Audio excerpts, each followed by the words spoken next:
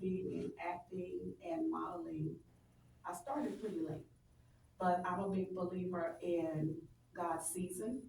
I try not to focus on my age because I just made 24, December 14th.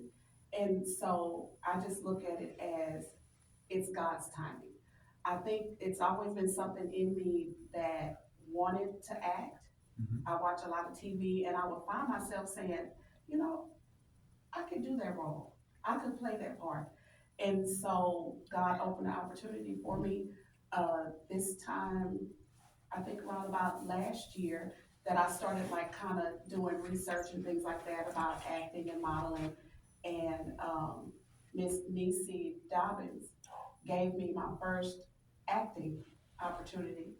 And that was this past, I believe it was either June or July in her stage play.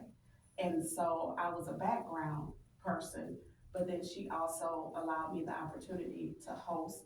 And so it's been spiraling Yeah. ever since then, like just one door open, the next door open. And so I look at those platforms as opportunities to also share the love of Jesus Christ. Mm. Mhm. We're going to pull up your IMDb, and as we pull that up, I want you to talk more about your career. Where do you see this all headed? Well, what I do now at this, stage in my life, everything I do is for my son's future. And so not only do I want to act, I want to build a financial platform at some particular time, hopefully sooner rather than later, so that I can begin to add, to his future. Mm. Because I don't know, I want to see him graduate high school, college, be married, have children, but we all know tomorrow's not promised.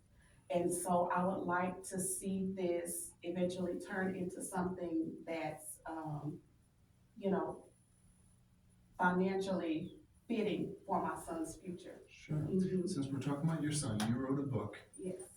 Let's go ahead and hold that up and talk about the book. Well, this book, The Adventures of Little Peanut and TJ, you can find it on Amazon. I was inspired by God to write this story. Me and my son actually wrote the story. It is about something happy, receiving God's peace, His joy when He sends it to you. And so the book is about my son that my husband and I lost in 2015. It was a stillbirth. We had him cremated. And so in the book, he's in heaven. And so our son that we have now